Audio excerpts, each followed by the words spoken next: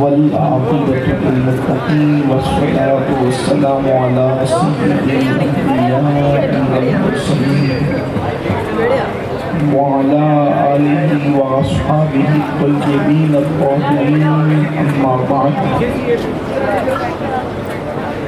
وأعوذ بالله من الشيطان الرجيم بسم الله الرحمن الرحيم يا أيها الذين آمنوا عليكم أنفسكم صدق الله العظيم غوث اعظم بمنی بے سرو ساما مددی قبلہ دین مددی کعبہ ایمان مددی انتظار کرم تست منی عینی رائے خدا جو خدا بین و خدا دان مددی بگیر داب بلا افتاد کشتی ضعیفان و شکستہ رات کشتی بحق خواجہ عثمان ہارون مدد کن مدد کن مدد کن یا معین الدین چشتی منبر پر جلوگر لائق سچکری برادر اکبر حضرت پیر سید یاسین باپو قادری مدرس اللہ العالی برادر مکرم حضرت مولانا حفیظ عبدالرحیم صاحب برکاتی وہ جمی عرش مقام سادات کرام علماء ذوی احترام حاضرین محفل پردہ نشین ماؤں اور بہنوں السلام علیکم ورحمۃ اللہ وبرکاتہ۔ انتہائی احترام و عقیدت کے ساتھ اپنے اور ساری کائنات کی مرکز عقیدت انیس بے کساں چارساں سے درد نندہ ہم غریبوں کے غمگسار ہم فقیروں کی سرورت شہر یار کرم تاجدار حرم نوبہار شفاعت شب اسرا کی پھولا نوشے بزم جنت دانائے سکل مولائے کل ختم الرسل خسرو خوباں سیاحت علامتاں وجہ کن فتح در اللہ المکنون سر اللہ المخزون عالم ما کانا وما یکون آبو کل انبیاء جانو دل اسویاء مطلع ہر سعادت مطلع ہر سیادت خلاصہ کائنات فخر موجودات حضور مد مجتبی محمد مصطفیٰ ارواح نافدہ صلی اللہ علیہ وآلہ وصحبہ وبارک وسلم کی بارگاہ بے کس پناہ میں جس طریقے سے پڑھاؤں بلند آواز کے ساتھ مل کر پڑھیں الصلاۃ والسلام علیک یا رسول اللہ الصلاۃ والسلام علیک یا نبی اللہ الصلاۃ والسلام علیک یا حبیب اللہ وعلی آلک واصحابک یا نور اللہ صحابہ یا نور اللہ صلی اللہ تعالی علیہ وسلم۔ ہم خاک ہیں اور خاک ہی ماوا ہے ہمارا، ہم خاک ہیں اور خاک ہی ماوا ہے ہمارا، خاکی تو وہ آدم جد اعلیٰ ہے ہمارا، ہم خاک لائیں گے اگر خاک نہ پائی، ہم خاک اڑائیں گے اگر خاک نہ پائی، ہم خاک اڑائیں گے اگر خاک نہ پائی، اس خاک میں مدفون شہی والا ہے ہمارا، اللہ ہمیں خاک کرے اپنی طلب میں، اللہ ہمیں خاک کرے اپنی طلب میں، یہ خاک تو اللہ سے تمغہ ہے ہمارا، یہ خاک تو اللہ سے تمغہ ہے ہمارا۔ آج کی یہ محفل ایک بڑے خوبصورت عنوان کے اور فکری عنوان کے ساتھ ملقب ہے۔ ہمارے عظیم جماعت کی عظیم خطیب حضرت علامہ غلام ہاشمی صاحب کے حوالے سے مجھے بڑے بھائی صاحب نے بتایا کہ آج کی محفل کا عنوان ہے اصلاح ذات، خود کی اصلاح۔ اب تک ہم معاشرے کی اصلاح کرتے تھے اور ہمارے جلسوں کا عنوان ہمیشہ سے اصلاح معاشرہ رہا، معاشرے کی اصلاح، معاشرے کی اصلاح، تو ہر بندہ سوچتا تھا جب بھی ماں پر تقریر کریں تو ہر بندہ سوچتا تھا کہ اصلاح معاشرہ پر گفتگو ہے تو معاشرے کی اصلاح ہو رہی ہے، وہ اپنے آپ کو مخاطب نہیں کرتا تھا۔ اگر چوری پر تقریر کریں تو لوگ سوچتے تھے کہ اصلاح معاشرہ پر گفتگو ہو رہی ہے، خطاب معاشرے سے ہے، مجھ سے نہیں ہے۔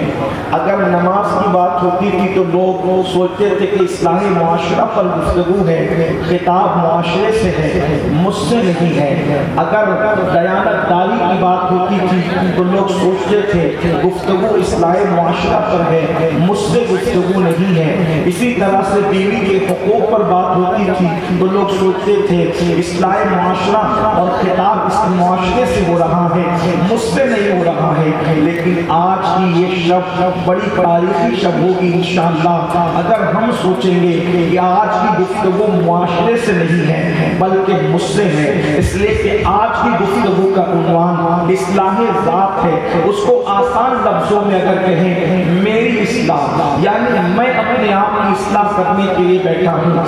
سب لوگ کہتے ہیں تو سدھر تو سدھر، آپ کو میں کہتا ہوں آپ سدھر جائیں، آپ کہتے ہیں مجھے کہ آپ سدھر جائیں۔ اس آپ اور آپ کے اندر کوئی آگے بڑھنے کے لیے تیار نہیں ہے۔ آج کی اس محفل میں ہمیں یہ تہیہ کرنا ہے کہ امیر القادری اپنے آپ سے گفتگو کر رہا ہے یا پھر جو فرد بھی سن رہا ہے وہ سمجھے کہ بالکل ڈائریکٹ اسی سے گفتگو کی جا رہی ہے، یعنی ہم سب سے مخاطبت ہے، یعنی ہم سب سے مخاطب ہیں، ہم سب سے گفتگو کر رہے ہیں۔ اللہ اکبر۔ اب آئیے قرآن کیا کہتا ہے، قرآن بھی یہی بات کہتا ہے کون سدھرے کون سدھارے، تو قرآن کہتا ہے یا ایھا الذین آمنوا علیکم انفسکم، اے ایمان والو اپنی ذات کی فکر کرو، اے ایمان والو اپنے آپ کی فکر کرو، سب سے پہلے اپنی فکر کرو۔ سب کو سدھارنے کی تمنا کرنے والوں، سب کو بدلنے کی تمنا کرنے والوں، سب کی زندگی میں انقلاب پیدا کرنے کی تمنا کرنے والوں، اپنے آپ کو بدلو، اپنے آپ کو سنوارو۔ اس کی وجہ یہ ہے کہ اگر میں سنور جاؤں گا تو میں معاشرے کا ایک حصہ ہوں، جب میں سنور جاؤں گا تو معاشرہ پورا سنور جائے گا، معاشرہ پورا سدھر جائے گا۔ اس لیے کہ اللہ اکبر، جب انسان سے معاشرہ بنتا ہے، معاشرے سے ملک بنتا ہے، ملک سے کائنات بنتی ہے۔ ایک ایک فرد اگر اپنے آپ کی فکر کرے، اللہ اکبر، صحابہ کرام کی زندگی کو دیکھیں، اولیاء اللہ کی زندگی کو دیکھیں، ہمارا حال یہ ہے ہم لوگوں کو سدھارنا چاہتے ہیں۔ اللہ والے خود پہ محنت کرتے تھے، اللہ والے خود کی زندگی بدلتے تھے، اور یاد رکھنا وہ اپنے آپ کو بدل دیتے تھے، اور ان کے بدلنے کی برکت تھی کہ جو ان کو دیکھتا چلا جاتا اس کی زندگی میں بھی انقلاب آ جاتا۔ اللہ اکبر۔ آج ہم میں کون ایسا ہے اللہ اکبر جس کی زندگی گناہوں سے محفوظ ہو، جس کی زندگی گناہوں سے بچی ہوئی ہو؟ ہم ہیں یا آپ ہیں؟ صبح کرتے ہیں تو گناہ کرتے کرتے کرتے ہیں، رات کرتے ہیں تو گناہ کرتے کرتے کرتے ہیں۔ اللہ اکبر۔ جو دنیا دار لوگ ہیں وہ زنا میں مبتلا ہیں، اور جو اپنے آپ کو مذہبی کہتے ہیں وہ لوگ غیبت کر کے زنا سے بدترین فعل میں مبتلا ہیں، الا ماشاءاللہ۔ اس لیے کہ کہا گیا الغیبۃ اشد من الزنا، کہ زنا سے بدترین اگر کوئی فعل ہے تو وہ اللہ اکبر غیبت ہے۔ شیطان نے کسی کو زنا پہ لگا رکھا ہے، اور کوئی اللہ اکبر منہ سے کسی کے خلاف بکواس کر کے، منہ سے کسی کے عیب بیان کر کے وہ زنا سے بدترین کام کے اندر مبتلا ہے۔ اللہ اکبر۔ کسی کا حال یہ ہے کہ کوئی تہجد سے محروم ہے، اور کسی کا حال یہ ہے تہجد پڑھ کر غرور اور گھمنڈ کر کے وہ اپنی نیکیوں کو برباد کر رہا ہے۔ میرے پیارے آقا صلی اللہ علیہ وسلم کے پیارے دیوانوں، آج کے اپنے آپ کو سنوارے، اپنے آپ کو سدھارے۔ اے میری قوم کے جوانوں، اچھی طرح یاد رکھو، اگر جلسے میں سر گنوانے آئے ہو تو کوئی فائدہ نہیں، اور اگر جلسے کے اندر اپنی زندگی بدلنے آئے ہو تو سن لو، قرآن پکار پکار کر کہہ رہا ہے ایمان والوں اپنی فکر کرو، اپنے آپ کی فکر کرو۔ اس لیے کہ یہاں دنیا میں لوگوں کے के साथ चलते हो, लोग तुम्हारे आगे पीछे चलते हैं, लेकिन जब कब्र में जाओगे तो किसी के पीछे कितने भी चलने वाले थे, किसी के साथ कितने भी चलने वाले थे, किसी के कितने ही मानने वाले थे, कोई कब्र में नहीं आएगा। कब्र में अकेले जाना है। अंदाजा तो करो, अल्लाह को अकबर, अगर हमसे मिलने के लिए दिन भर कोई दोस्त न आए, हम कहते यार मैं बोर हो गया हूँ, आज कोई आया नहीं, आज किसी से मुलाकात हुई नहीं। मैंने बहुत सारे दोस्तों को कोरोना और लॉकडाउन के पीरियड में घर में रहे रहे बीमार होते हुए सुना। क्यों बीमार हो गए? कहा यार घर में रहने की आदत नहीं, अकेले रहने की आदत नहीं, कमरे में अकेले अकेले बीमार पड़ गए, इसलिए कि लोगों के दरमियान आते थे, लोगों के दरमियान जाते थे, लोगों के दरमियान उठते बैठते थे। अब लॉकडाउन क्या हो गया, वो अकेले पड़े रहना हो तो हम बीमार हो गए हैं। अल्लाह को अकबर, अंदाजा करो, खुद के कमरे में तन्हाई हो, जो तन्हाई इंसान को काट खाती है, खुद के कमरे में तन्हाई हो तो तन्हाई वहशत पैदा करती है, खुद के कमरे में तन्हाई हो तो तन्हाई बेचैनी और बेकरारी पैदा करती है। अल्लाह अकबर, खुदा को भूल करके गुनाह करने वालों, दुनिया से जी लगाने वालों, गुनाहों के अंदर रातों दिन गुजारने वालों, जरा कब्र का अंदाजा तो करो। वो कब्र जो कमरे की तरह नहीं है, वो कब्र जिसपे कुशादगी नहीं है। अल्लाह अकबर, कब्र का हाल तो ये है कि वहां करवट बदलने की भी जगह नहीं है। अगर अल्लाह राजी है तो ठीक है, और अगर अल्लाह राजी नहीं तो इंसान का हाल क्या है। मेरे आका सल्लल्लाहु अलैहि वसल्लम के प्यारे दीवानों, यहाँ मेरे नौजवान खड़े हुए भी हैं, दाएं बाएं भी हैं, सामने आगे पीछे भी है। मैं बताऊं, अल्लाह अकबर, अपने आप की फिक्र कर लो। इस दुनिया से बहुत जल्दी कूच करना है, काफिला तैयार है, बांगे तेरा हो रही है, कोई पुकारने वाला पुकार पुकार कर कह रहा है, तैयारी कर लो, तैयारी कर लो, लम्हा लम्हा गनीमत है, पता नहीं ये टिमटिमाता हुआ चिराग जिंदगी का कब बुझ जाए, सरों पर मौत की तलवार लटक रही है, पता नहीं रूह का रिश्ता किस वक्त टूट जाए और फिर कब्र की तरफ सफर करना पड़े। अल्लाह अकबर, वो सफर इतना तवील है, इतना तवील सफर इंसान ने कभी नहीं किया होगा। जरा अंदाजा तो करो, ऐ मेरी कौम के जवानों, अगर यहाँ से अजमेर शरीफ तक जाना हो, यहाँ से मुंबई जाना हो, एसी वाली कार चाहिए, कार देख लो एसी है कि नहीं है, मौसम गर्मी का है, टायर चेक कर लो। अल्लाह अकबर, दिलों को चेक कर लिया जाए कि उसके अंदर कोई ऐप तो नहीं है, मशीन अच्छा या खराब है, सारी तैयारियां हो रही है, कहाँ रुकेंगे, कहाँ खाएंगे, कौन सा लिबास होगा, सारी चीजें हैं। नादान मुंबई और अजमेर मुअल्ला के सफर के लिए इतनी तैयारी की फिक्र है, अगर इस सफर के अंदर कोई तकलीफ भी हो गई तो फोन करके दोस्तों को बुलाया जा सकता है, भाइयों को पुकारा जा सकता है। और याद रखना, अगर कोई ना आए तो लोग इतने हमदर्द है इस हिंदुस्तान के अंदर कि किसी के साथ कोई हादसा होता है तो लोग दौड़ पड़ते हैं, न जान पहचान है न ताल्लुकात है, लेकिन फिर भी मदद के लिए लोग आते हैं। एक मर्तबा मेरा एक्सीडेंट हुआ, मैं बाइक से जो है तकरीबन 125 किलोमीटर के प्रोग्राम में जा रहा था, पल्सर पे था, 10 बजे तक के परमिशन था, नासिक के करीब एक इलाका गुजर होता है, मैं वहां जा रहा था। वहां के लोग बार बार फोन करते थे जल्दी आइए जल्दी आइए, और फिर मैं अपने साथी को आगे जो बैठे थे उनको चाहे वो हाथ मार के कहता जल्दी चल प्रोग्राम खत्म हो जाएगा, उनकी मेहनत जाया हो जाएगी। दिल आखिर एक शख्स से टकरा गया, हम लोग गिर पड़े, मेरा हाथ टूट गया।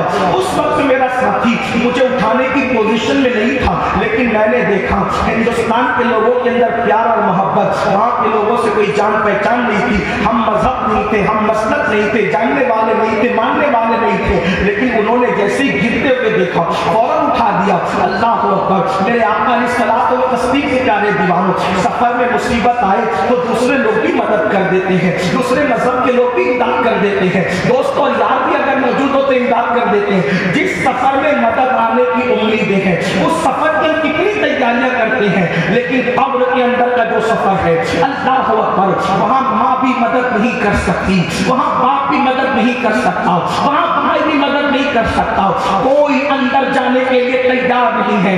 अंदर अगर कोई काम आने वाली चीज है तो वो सिर्फ आपके आमाल है, आमाल। ईमान लाने के बाद कोई चीज काम आएगी तो वो कब्र में आमाल काम आएंगे, मगर अल्लाह अकबर, यहाँ हाल حال یہ ہے، رات کے 3 بجے تک نکڑوں پر بیٹھ کر جگنے والی قوم فجر کی نماز کو ترک کرتی ہے۔ سن لو وہ قبر جس کے اندر کروٹ بدلنے کی بھی گنجائش نہیں ہے۔ فرمایا گیا جب کوئی نماز کو ترک کرتا ہے، نماز کو چھوڑتا ہے، تو حال یہ ہوتا ہے کہ اس کا کفن بھی آگ میں تبدیل ہو جاتا ہے۔ پھر وہ کفن نہیں رہ جاتا، کفن بھی آگ میں تبدیل ہو جاتا ہے۔ یہ کوئی کہانی قصہ نہیں ہے، یہ تو سچے کا فرمان ہے، یہ تو صادق و مصدوق کا فرمان ہے۔ اللہ اکبر، اندازہ تو کرو، جس کا کفن بھی آگ بن جائے، جس کا کفن بھی آگ میں تبدیل ہو جائے، جس کی پوری قبر جنت کے جہنم کے گڑھوں میں سے گڑھا بنا دیا جائے، پوری قبر میں آگ بھڑکتی ہو، اس وقت تو اس کا کیا بنے گا؟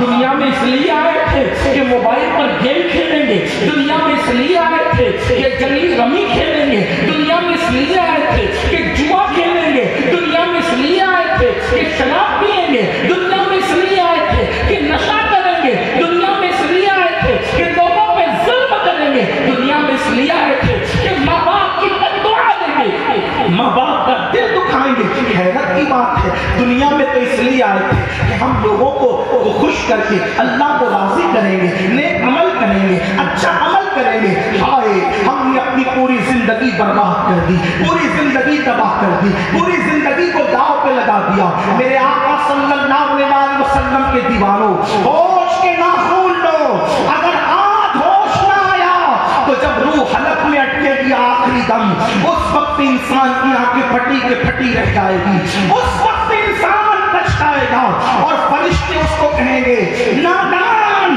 اب تیرے پچھتانا تجھے کام نہ آئے گا، اگر پچھتانا تھا تو تو نے دن کو پچھتا لیا ہوتا، صبح کو پچھتا لیا ہوتا، جوانی میں پچھتا لیا ہوتا۔ ذرا غور تو کرو، ہماری زندگی ہم نے کہاں لگا رکھی ہے۔ 3 باتیں عرض کروں گا اور اپنی بات مکمل کروں گا۔ آج ہمارے جوانوں کو نماز کا ٹائم نہیں، نماز کے لیے وقت نہیں، نماز دھڑلے سے چھوڑ رہے، اور لوگ کہتے ہیں مولانا نماز سے کیا ملتا ہے؟ مولوی لوگ نماز پہ بہت زور دیتے ہیں۔ میں نے کہا مولوی نہیں دے رہا ہے، مولا نے سب سے زیادہ جس عبادت کا حکم دیا ہے، مولوی کی نہیں، مولا کی بات ہے، مولا کی۔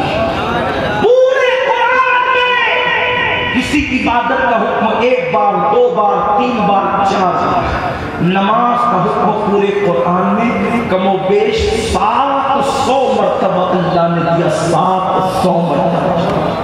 اتنی کسی عبادت پر اللہ نے زور نہیں دیا جتنا اللہ نے نماز پر، اور سب سے زیادہ ہم کسی چیز سے غافل ہے، نماز۔ ایک بات کہوں، چپتی بھی برا لگے تو معاف کر، میں جلوس کا، جلسوں کا، نیاز کا مخالف نہیں ہو بھی کیسے سکتا ہوں، لیکن ایک بات کہوں، اگر نیاز کرنے کی بات آئے تو ہم 40 دیگ گلی میں لگا سکتے ہیں، لیکن نماز پڑھنے کی بات آئے ہم کریں۔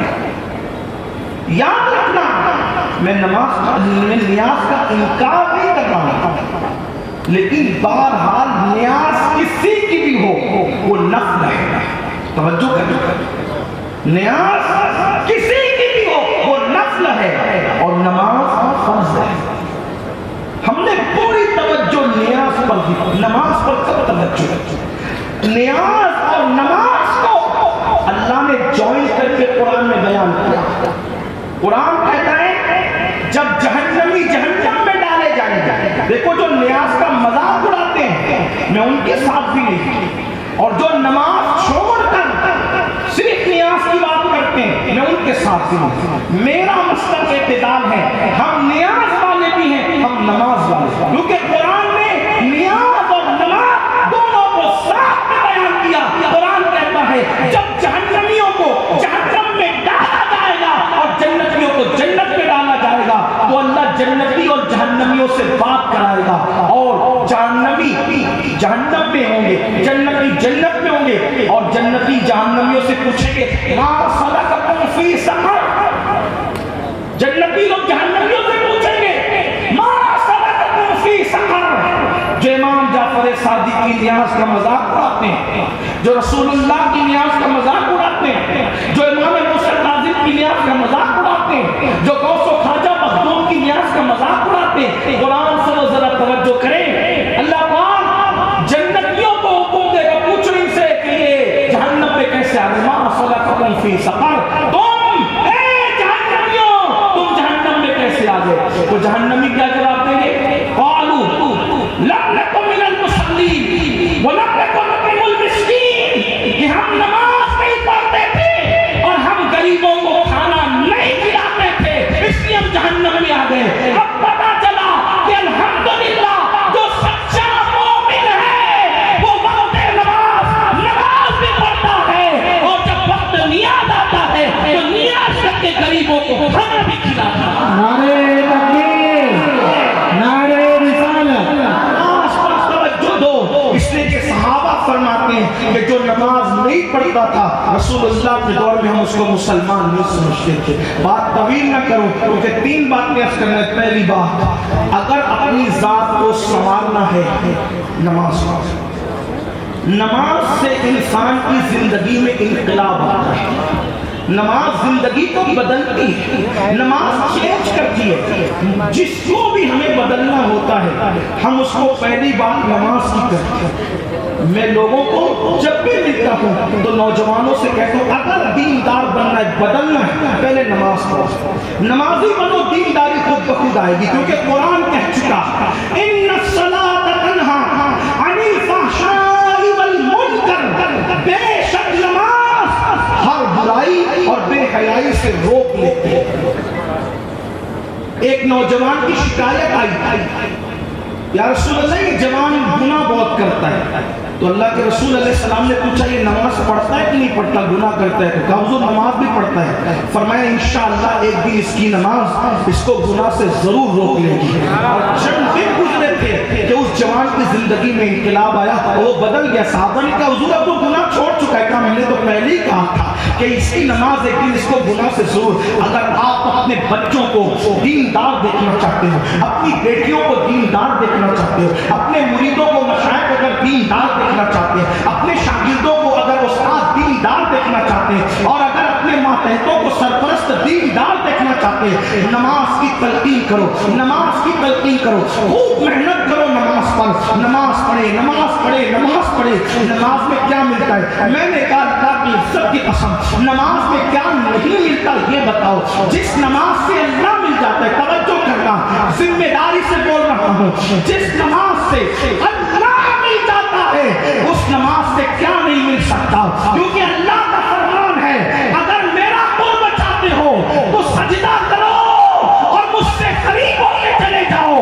بندہ اگر ایک سیکنڈ میں اللہ کا قرب چاہتا ہے ادھر پیشانی کو زمین پہ رکھے گا۔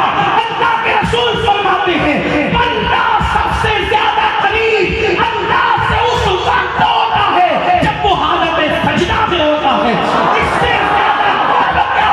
ارے اللہ اکبر، شرابی تھا، کبابی تھا، جواری تھا، مجرم تھا، گنہگار تھا، پاپی تھا، کیسا بھی تھا، لیکن خلوص کے ساتھ سر کو سجدے میں رکھا۔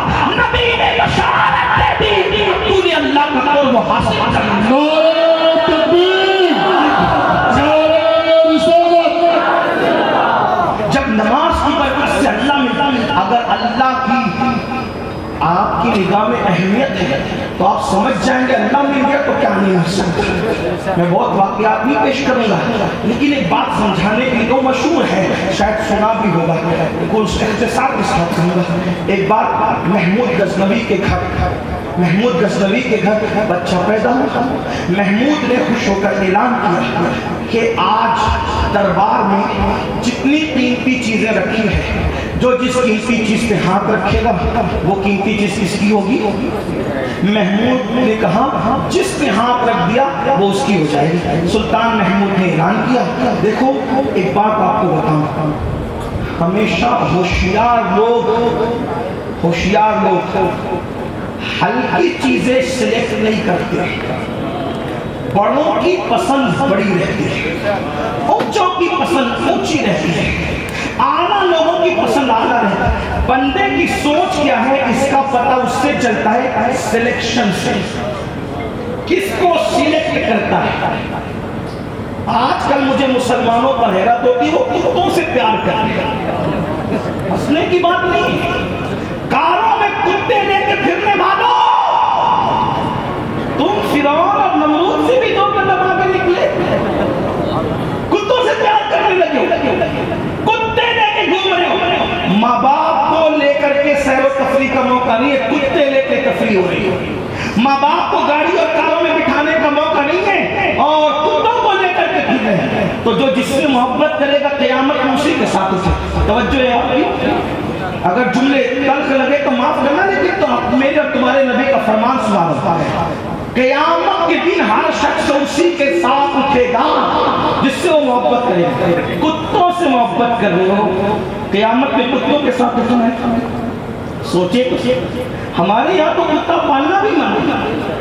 اگر ضرورت ہے، کھیت میں چوری ہوتی ہے، گھر میں چوری ہوتی ہے اور بہت سخت حالات ہے، تب علماء نے بطور مجبوری بہت صورتوں کے بعد اجازت دی۔ آج تو کتا پالنا فیشن ہے، تھوڑی سی پانی وغیرہ رہنے دے تھوڑی افراتفری ہوتی ہے۔ یہ سب کربلا والے بیٹھے ہوئے ہیں، ذکر ہو رہا ہے کربلا والے کے نانا کا،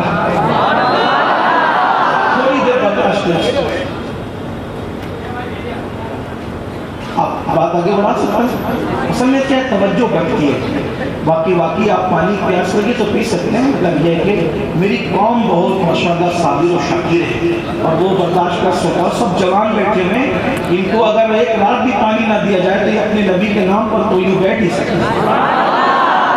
اسی پر تو ہمیں ناز ہے کہ ہم اس قوم سے تعلق رکھتے ہیں جس قوم کے دلوں میں اللہ نے قربانی کا جذبہ پیدا کیا۔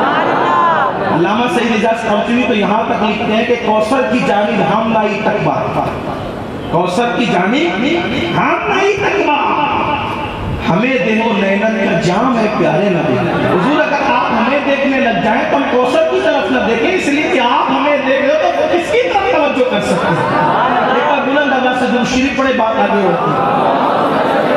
اللہم صلی علی سیدنا ومولانا محمد الماضی الجود والکرم وآلہ وصحبہ وبارک وسلم صلاۃ وسلام علیک یا جد الحسن والحسین۔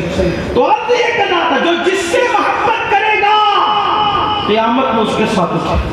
اگر کتوں سے پیار کر رہے ہیں، کتوں کے ساتھ اٹھنے کے لیے، کتوں کے ساتھ، وہ کتا جس کی رال، جس کا لعاب اگر ٹپکے تو رحمت کے فرشتے چلے جائیں، ان کتوں سے پیار ہو گیا مسلمانوں کا دل تو اللہ سے پیار کرنے والا تھا، مسلمانوں کا دل تو رسول اللہ سے پیار کرنے والا، اللہ رسول کے سوا انہیں کچھ سجائی نہیں دیتا تھا۔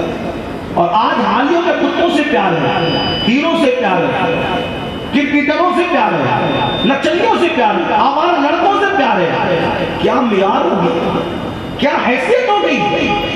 اللہ کا قرب ملتا ہے نماز کی برکت سے،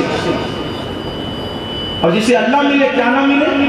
تو سلطان محمود غزنوی نے اعلان کیا کہ یہ دربار میں جو قیمتی چیزیں جو جس میں ہاتھ رکھے گا اس کی، سب آ کر بیٹھ گئے۔ دیکھو ہر بیٹھنے والا ساتھ میں دل سے چاہنے والا نہیں ہوتی، کیونکہ سب کے مقدر میں وفا نہیں ہوتی۔ ہاں، وفا کے لیے کم سے کم عباس سے تعلق ہونا ضروری ہوتا ہے۔ ہاں، جناب غازی عباس سے جس کے دل کا تعلق نہ ہو، وہ بندے سے آپ وفا کی امید نہ رکھیں۔ ہاں، رسول اللہ کے اصحاب میں صدیق سے جیسا کوئی باوفا نہ تھا، اور کربلا میں عباس جیسا کوئی باوفا نہ تھا۔ میں تو لوگوں سے کہتا ہوں، جب امام علی مقام نے شب عاشور چراغ بجھا اس جو دربار میں جو جس قیمتی شے پہ ہاتھ رکھے گا وہ اس کی ہو جائے گا، ایاز نے ہاتھ اٹھایا، بادشاہ کے کندھے پہ رکھا، جن کے نزدیک وہ قیمتی تھا انہوں نے وہ لے لیا اور ہم نے بادشاہ کو لے لیا۔ اب بتائیں بادشاہ اپنا ہوا تو سلطنت غزنوی کی کس کی ہوگی؟ بادشاہ کو خود پہ کہنا پڑا، جب ہم تیرے ہو گئے تو ہماری سلطنت تیری ہو گئی، بلا تمثیل، بلا تمثیل، بلا تمثیل۔ اللہ اکبر! جب محمود جس کا ہو جائے تو غزنی کی سلطنت اس کی ہو جاتی ہے، تو خدا جس کا ہو جائے من کان للہ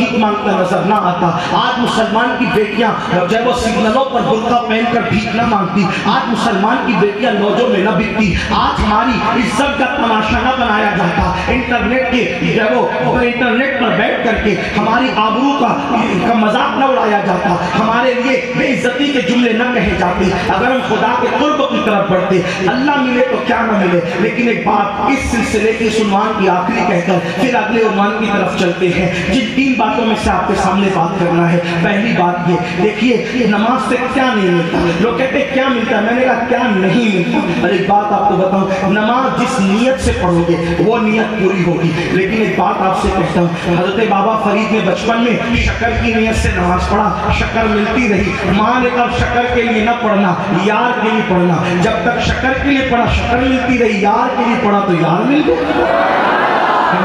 आपने बार बार सुना होगा, लेकिन आपसे भी कहता हूँ, अल्लाह के लिए नमाज पढ़ना, तिजारत में बरकत की नियत से न पढ़ना वो तो हो ही जाएगी। अल्लाह के लिए नमाज पढ़ना, इज्जत के लिए न पढ़ना वो तो मिल ही जाएगी, क्योंकि यार मिल गए, रब्बुल इज्जत मिल जाए तो इज्जत क्यों ना मिले। अल्लाह अकबर। मेरे अजीज, अल्लाह को राजी कर ले, खुदा का कुर्ब हासिल कर ले, जमीन पे रहेगा तो भी इज्जत रहेगी, जमीन के अंदर जाएगा तो भी इज्जत मिलेगी। अल्लाह अकबर। तो जिस नियत से नमाज पढ़ो वो नियत पूरी होती है। पढ़ के देखो नमाज। लेकिन फिर कहता हूँ, नमाज पढ़ के देखो, वुजू भी ना आए, गुस्ल भी ना आए और उठ करके खड़ा हो जाए, ऐसे नहीं। नमाज सीख के पढ़ो। कंप्यूटर बगैर सीखे चलाओगे तो क्या अंजाम होगा, बाइक बगैर सीखे चलाओगे तो क्या अंजाम होगा, नमाज बगैर सीखे पढ़ोगे तो क्या अंजाम होगा।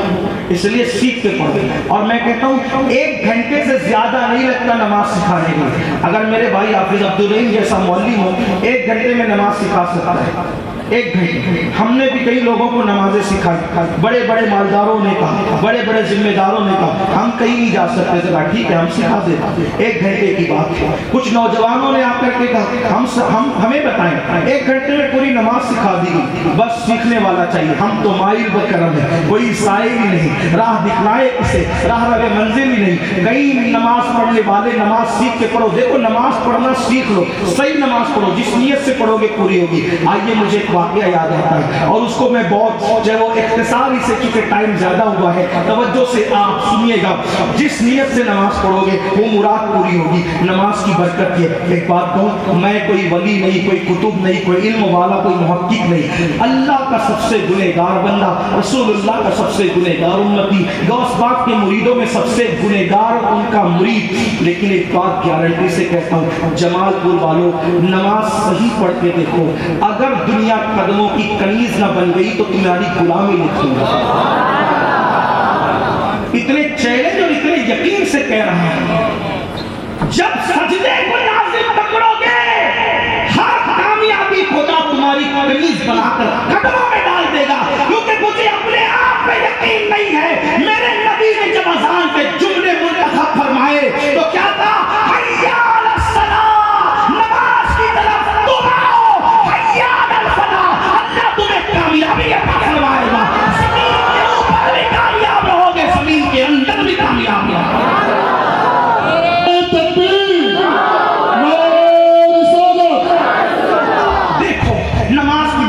क्या नहीं मिलता। अब जरा दिल के कानों से सुने एक खूबसूरत सा वाकया। सुल्तान मुहियुद्दीन औरंगजेब आलमगीर को कौन नहीं जानता। औरंगजेब आलमगीर बड़ा बादशाह अपने वक्त का, हालांकि तारीख लोगों ने कुछ मस्क की और औरंगजेब को बदनाम किया। जो लोग बदनाम करते हैं मैं सिर्फ उनसे 2 मिसरे कहता हूँ, औरों से कहा तुमने, औरों से सुना तुमने, कुछ हमसे भी कहा होता, कुछ हमसे भी सुना होता। औरंगजेब के दुश्मनों से अगर आप तारीख औरंगजेब सुनेंगे तो हो सकता है आपको लगेगा कि बाप का गुस्ताख है, बाप को कैद करने वाला है, भाइयों को कत्ल करने वाला है। लेकिन अगर हमसे सुनोगे ये सच्ची बात है। देखो हम कोई औरंगजेब के घराने के गुलाम नहीं है, हम कोई औरंगजेब के घराने के गुलाम नहीं है। मुगलों के बुरे किरदारों को जितना हमने बेनकाब किया है आप हमारी तकरीरों को देख सकते हैं, लेकिन हम इतना कहते हैं जो अच्छाई है वो अच्छाई है, जो बुराई है वो बुराई है। हमने अच्छाई हमेशा, हम किसी के भी लिए जो अच्छी चीज है उसको बयान करो, जो बुरी चीज है अपना हो या बेगाना, उस पे भी उंगली रखकर बताओ कि ये बुरा था। हम अकबर की कभी तारीफ नहीं करते, अकबर को दी ग्रेट कहते हैं, हमने कहा वो अकबर क्या है, बल्कि वो तो बदतरीन मुर्तद इंसान है, जहन्नम का कुत्ता है वो। हम अब लेकिन बात है, बात कहने की आती तो कह जाते हैं, लेकिन बात ये है औरंगजेब जो इंसान था, अल्लाह अकबर, वो बड़ा रियाया परवर इंसान था, बड़ा रियाया परवर, होशियार आदमी, चतुर चालाक आदमी। उसने अखंड भारत पर हुकूमत की। आपको बताऊं कि जंग के दरमियान दुश्मन की बहू लोगों ने पकड़ के लाई, तो औरंगजेब ने कहा कि बेटी किसी की भी हो, बेटी बेटी होती है, हम किसी की आबरू पे हाथ न डालेंगे, जिस तरह तुम पकड़ के लाओ उसको छोड़ो और इज्जत के साथ इसको पहुंचाओ घर। इज्जत के साथ पहुंचाया।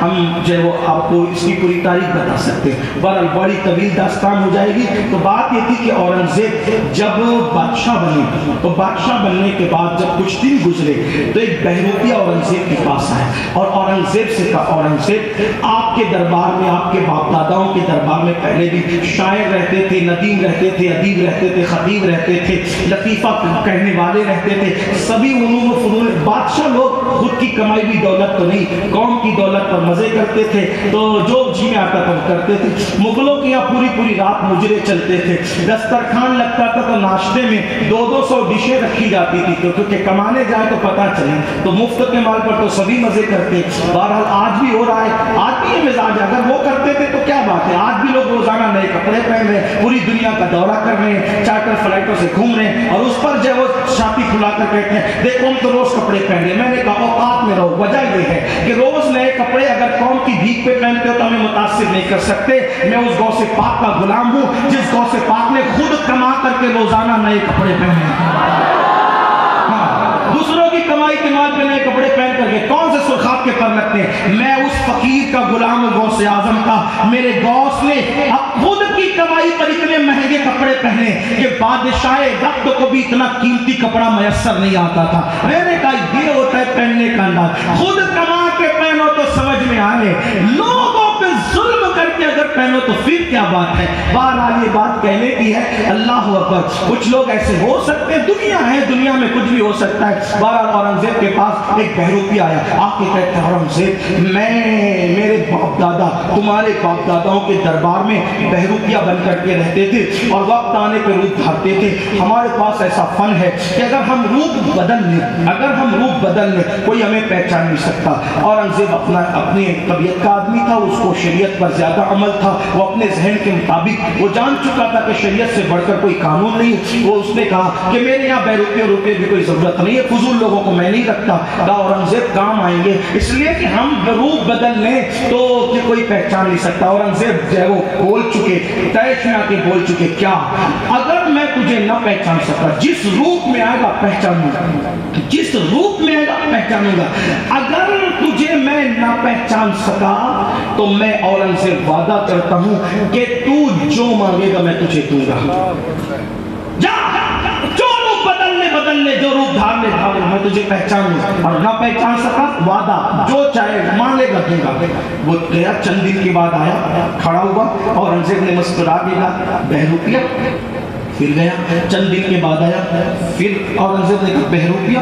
आता रहा, पकड़ा जाता रहा, वो सोचता रहा ये हर रूप में पहचान लेता है। फिर बहरूपिया दरबार में आना बंद हो गया, बहरूपिया दरबार में आना बंद हो गया। बहुत अरसे तक वो नहीं आया, कई महीनों तक नहीं आया। औरंगजेब को एक मुहिम पेश थी। औरंगजेब की आदत थी जब भी उसको कोई मुश्किल मुहिम दरपेश होती तो वो दो काम करता।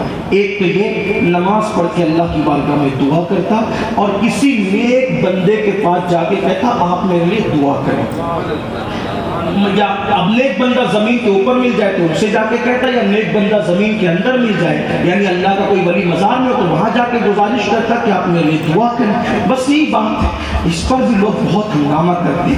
नाकामी किस्मत की छोटी सी कहानी थी, तुमने तो इसे बेदम अफसाना बना डाला। कहा ये लोग वहां क्यों जाते हैं, गरीब नवाज के यहाँ क्यों जाते हैं, गौस पाक के यहाँ क्यों जाते हैं, मखदूम साहब के यहाँ क्यों जाते हैं। मैंने कहा भैया इतने ही कहीं जाते कि हजरत आप अल्लाह के नेक बंदे, आपकी बातें باتیں اللہ سے ہوتی تو کیا آپ اللہ کے قریبی ہو؟ اللہ سے ہماری سفارش کرنا کہ امین القادری کا فونا کا مٹکا وہ پورا کر دی، اللہ سے بس اتنی سفارش کے لیے جاتے ہیں۔ کہا وہ کیوں جاتے؟ میں نے کہا قرآن کہتا ہے ان رحمت اللہ قریب من المحسنین، اللہ کی رحمت نیک بندوں کے قریب ہے، جب نیک بندوں کے قریب ہے تو اس پہ برستی ہے تو ہم پہ بھی برس جاتی ہے، اس لیے ہم وہاں جاتے ہیں کہ ہم وہاں دعا کریں تو ہماری بھی قبول ہو جاتی ہے۔ کہا نا کیوں؟ مطلب کیا؟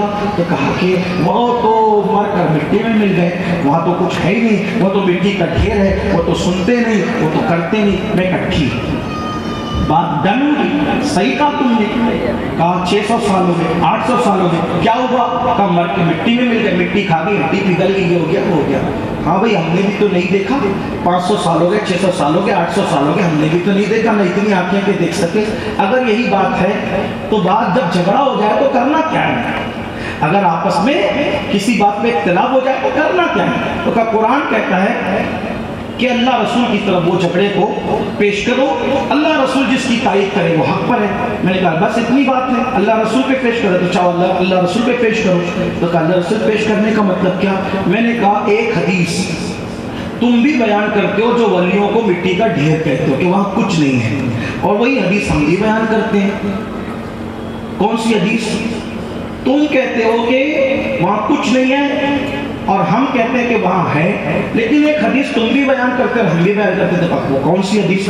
میں نے کہا ہم سے زیادہ شاید آپ بیان کرتے ہیں۔ اور کیا آپ کہتے ہو کہ جو نماز نہیں پڑھتا، توجہ آپ کی، کسی کو چڑھانا مقصد نہیں، صرف اپنے نوجوانوں کو سمجھانا مقصد ہے۔ جس کے دل پہ مہر لگی اس کی بات الگ ہے، جس کا دل حور کی طرف کھلا ہے وہ جنت کی طرف آنے کے لیے آج بھی تیار ہے۔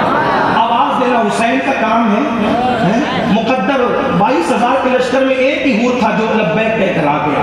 ہو سکتا ہے کہ کوئی اور بھی کسی لشکر کا ہو اور یہ بات سن کر اللہ اس کے دل میں بات اتار دے، تو جھگڑے فساد کی کوئی بات نہیں، ہم تو صوفیہ کے ماننے والے۔ آپ حدیث بیان کرتے ہو زیادہ، یہ ہم بھی کرتے ہیں، میں بھی کرتا ہوں، لیکن آپ مجھ سے زیادہ کرتے ہو۔ کیا حدیث پاک ہے؟ یہ حدیث سارے مسلک کے لوگ مانتے ہیں کہ جس نے نماز نہیں پڑھی، جس نے نماز نہیں پڑھی اس کی قبر میں عذاب ہوتا ہے، سانپ آتے ہیں، بچھو آتے ہیں۔ فجر نہیں پڑھی تو ظہر تک ڈستا ہے، ظہر نہیں پڑھی تو عصر تک ڈستا ہے، عصر نہیں پڑھی تو عشاء تک ڈستا ہے، عشاء نہیں پڑھی تو فجر تک ڈستا ہے۔ یہ کب تک ڈستا رہے گا؟ قیامت تک ڈستا رہے گا۔ کب تک ڈستا رہے گا؟ یہ حدیث سنی کہ نہیں سنی؟ سب سے سنی، سب بیان کرتے ہیں، بہت آسان ہے۔ قیامت تک کون ڈستا رہے گا؟ سانپ بچھو کس کو؟ بے نمازی کو۔ میں کہتا ہوں وہ بے نمازی قبر میں رکھا گیا، اگر وہ قبر میں نہیں ہے تو اللہ کے رسول فرما رہے کہ سانپ کس کو ڈس رہا ہے؟ مٹی کو، پتھر کو، کنکر کو، کس کو ڈس رہا ہے؟ کب احمد نے سینے لگا کے کہا تھا اے شہزادے ایسا نہ کہو، سینے چمٹایا تھا۔ بہت طویل داستان ہے، میرا بہت پیارا سا عنوان ہے یہ نبی کی امی جان، لیکن وقت کی نزاکت کو دیکھ کے میں مختصر کر رہا ہوں۔ اللہ اکبر۔ تو کہا امی جان آپ نے چھوڑ کے چلی گئی تو ایمن نے چمٹا لیا، ایسا نہ کہو شہزادے۔ اور جب اپنی اونٹنی پہ بٹھایا اپنے آگے تو حضور جب مقام ابوا سے جا رہے تھے تو پلٹ پلٹ کر اپنی ماں کے مزار کو دیکھتے تھے، پلٹ پلٹ کر اپنی امی کے مزار کو دیکھتے۔ کیا ماں سے 6 سال کی عمر بھی اتنا پیار تھا کہ حضور پلٹ پلٹ۔ جب میں گیا وہاں تو میں نے ساتھیوں سے کہا کہ یہاں ایک سنت پر اور عمل کر لو، جب یہاں سے ٹیلے سے اترو تو پلٹ پلٹ کر دیں، کیونکہ میرے نبی پلٹ پورے مجمع پہ وہ رفت تاری ہوئی۔ نعرہ تکبیر، نعرہ رسالت، خدا کی عزت کی قسم، میں اللہ کی قسم کھا کے کہتا ہوں، میں نے دنیا بھر کے ہر بڑے ولی کی مزار پہ حاضری دی، لعنت اللہ علی الکاذبین، جھوٹوں پہ اللہ کی لعنت۔ جو میرے ساتھ تھے وہ گواہی دیں گے، میرے بڑے بھائی قاری رضوان صاحب بلبل باغ مدینہ جو ہماری تنظیم میں بہترین نعت ہمارے سینئر ساتھیوں میں سے، اور بھی احباب تھے، ہم نے غوث پاک کے مزار پہ حاضری دی۔ غوث پاک کا بے دام غلام ہوں، خانہ آزاد غلام ہوں، میرے ماں باپ ان کے غلام، میرے دادا دادی ان کے خاندانی غلام ہیں غوث پاک کے۔ میں نے غوث پاک کے مزار پہ حاضری دی، غریب نواز کی بارگاہ میں بار بار حاضری دی، وارث پاک کی بارگاہ میں بار بار حاضری دی، اپنے مرشدان کرام ماریرا کے سرکاروں میں بار بار حاضری دی، اسی طریقے سے کربلا شریف بھی بار بار حاضری دی، نجف اشرف مولا کائنات میں بھی بار بار حاضری دی، بقی شریف میں سیدہ فاطمہ کے یہاں بھی بار بار حضرت مقدر چھپکانے کے لیے، لیکن ایک سچی بات کہوں، جس کو جو منانا ہے منا لے۔ ہر مذاق پہ بڑا لطف آیا، بڑا پیار ملا، بڑی محبتیں ملی، مرادیں پوری ہوئی، لیکن جو کیف، جو لطف، جو مجھے سیدہ آمنہ کے مزار پہ آیا، پوری دنیا کے کسی مزار میں میری وہ کیفیت نہ ہوئی جو کیفیت میری ہوئی۔ جب ہم پلٹ کر دیکھ رہے تھے اور تصور کر رہے تھے کہ 6 سال کی عمر میں میرے نبی امی جان کہتے کیسے پلٹ کر دیتے، میں کہتا ہوں آج ہم اپنی ماں سے پیار سے اس لیے کرتے، لوگ کس لیے کرتے مجھے نہیں پتا، لوگ کس لیے کرتے مجھے نہیں پتا، لیکن میں اپنی ماں سے اتنا پیار کرتا ہوں، اللہ اسے نظر بد سے بچائے۔ میں لوگوں کو دوستوں کہتا ہوں، اگر کسی عورت سے مرید ہونے کی اجازت ملتی، اسلام نے اجازت دی ہوتی، تو میں پھر کہیں جا کے مرید نہ ہوتا، میں اپنی ماں کا مرید بن جاتا۔ لوگ ماں سے کیوں پیار کرتے لوگ جانے، میں ماں سے صرف اس لیے پیار کرتا ہوں کہ میرے نبی نے ماں سے پیار کیا ہے۔ جو نبی پوری کائنات کی جان ہے، وہ نبی بھی سیدہ آمنہ کو امی جان کہہ کر کے پکارا کرتے۔ اللہ جو سب کی جان ہے وہ کسی کو امی جان کہہ دے، کیا شان ہے سیدہ آمنہ کی۔ تو حضور نے 6 سال کی عمر میں دفن کے بعد پکارا تھا امی جان، امی جان۔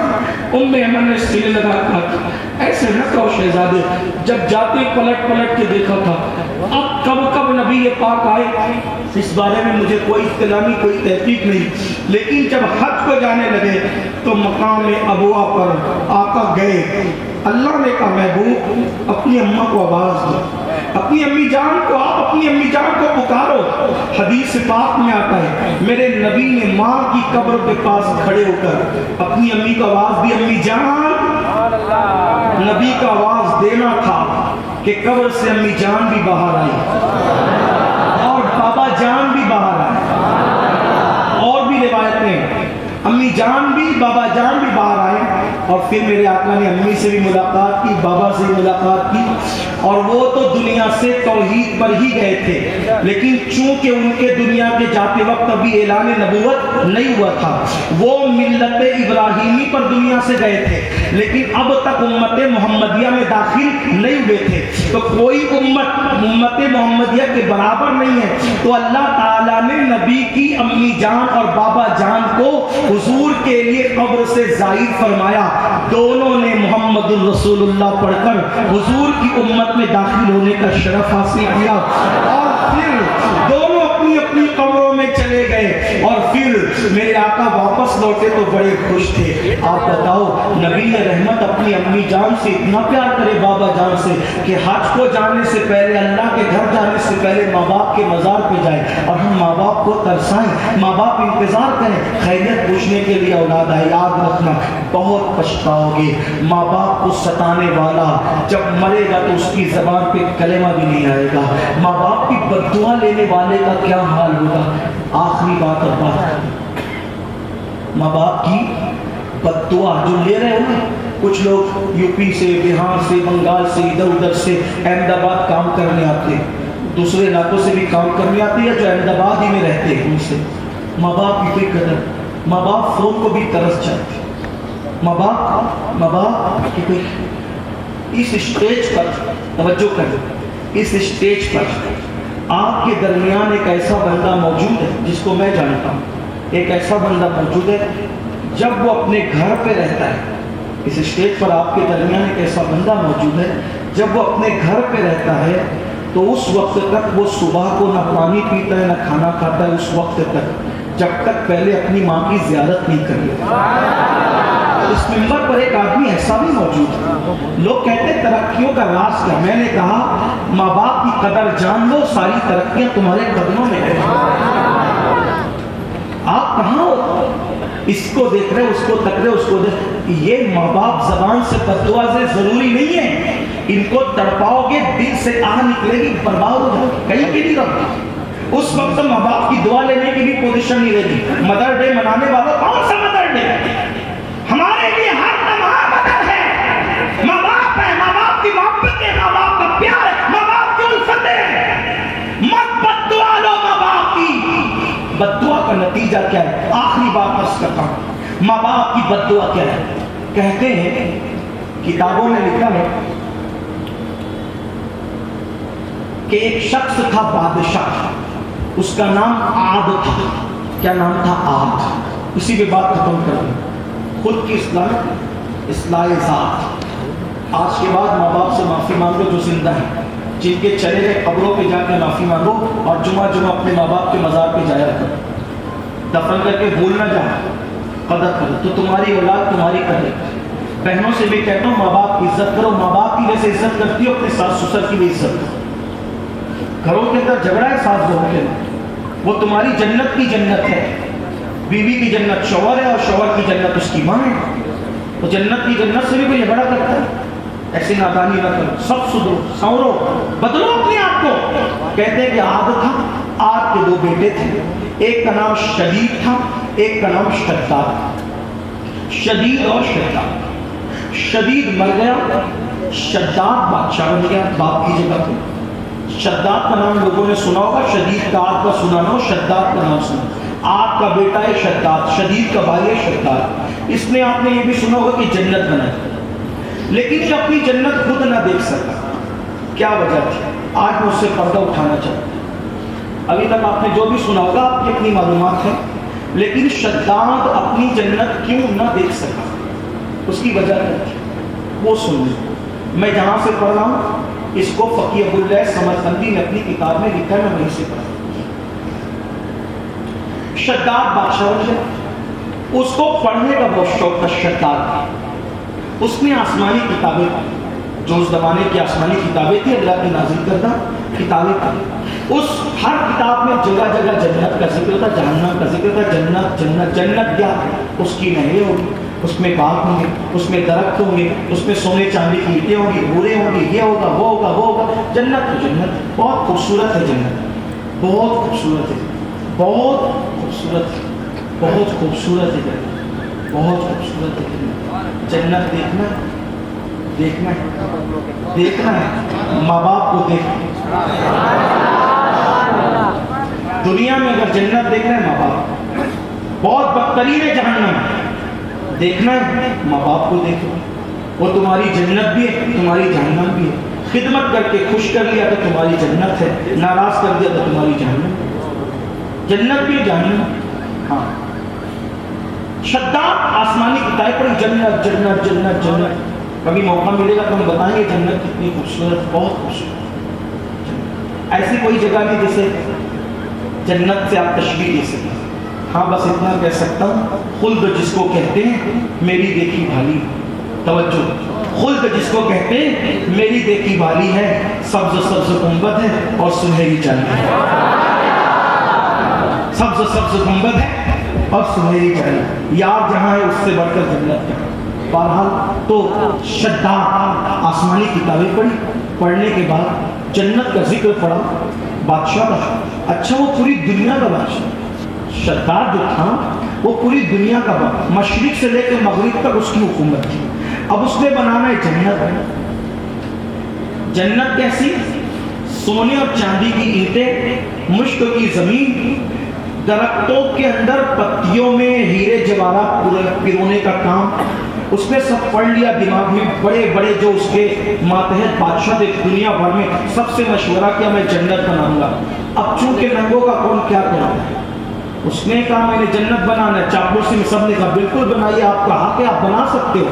تو اس نے پوری دنیا میں اعلان کرایا اس دور میں شداد نے کہ جس جس کے پاس سونا چاندی ہے سب کا سونا چاندی چھین لو، کیونکہ بھئی جب تک کہ ساری دنیا کا سونا چاندی جمع نہیں ہوگا جنت بنے گی کیسے؟ پوری دنیا کا سونا چاندی انہوں نے چھین لیا۔ پھر اس نے 3000 معمار تلاش کیے، 3000 معمار تلاش کرنے کے بعد اس نے ہر ایک معمار کے ساتھ 1000 آدمی دیے اور کہا پوری دنیا میں جا کر کے الگ الگ خطے میں دورہ کرو، ہماری جنت بنے گی کہاں۔ 10 سال تک کہ وہ جگہ ڈھونڈتے رہے، 3000 کے ساتھ 1000 کتنے ہو گئے؟ ہزاروں کی تعداد، ہر ایک کے ساتھ 1000 آدمی جنت کے لیے جگہ ڈھونڈتے رہے۔ بالآخر ایک مقام پر پہنچے، جا دیکھا نہریں تھی، درخت تھے، وہ جگہ پسند کی گئی، یہی جنت بنی۔ سونے کی اینٹیں، چاندی کی اینٹیں، یہ موتی، درختوں کو انہوں نے سونے سے ڈھک دیا اور موتی پھرو دیے، یہ کیا وہ کیا، سب جنت بن گئی برسوں میں، کیونکہ کئی سو سال تو اس کی بھی عمر تھی شداد کی، لوگ اس زمانے میں صدیوں جیتے تھے۔ اب ایسا ہوا کہ سونا کم پڑنے لگا، دیکھو شداد جنت میں کیوں نہ جا سکتا، توجہ، سونا کم پڑنے لگا، جنت تو بن چکی تھی، سونا کم پڑنے لگا۔ شداد نے اعلان کیا جس کے بعد جو کچھ ہے سب چھین لیا۔ ایک یتیم بچہ، اس کے گلے کے اندر درہم تھے باندھ کر اس نے رکھے تھے، صرف 2 درہم، یتیم تھا، غریب تھا، 2 درہم تھے، بس 2 درہم، صرف 2 درہم، اللہ 2 درہم، درہم چاندی کے ہوئے، اس کی اتنی حیثیت تھی۔ تو شداد کے لوگوں نے کہا کہ یہ بھی پگھال کر کام آ سکتے ہیں، اس یتیم کے گلے سے انہوں نے درہم کھینچے۔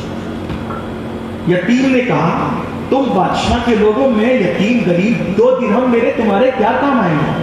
تو کہا شداد کا حکم ہے کہ وہ جنت بنا رہا ہے اور وہ جنت تیار ہو چکی ہے، بس اختتامی معاملہ ہے، یہ وہیں لگیں گے۔ تو اس یتیم نے کوئی بد دعا نہیں کی، صرف آنکھ ایسے اٹھی،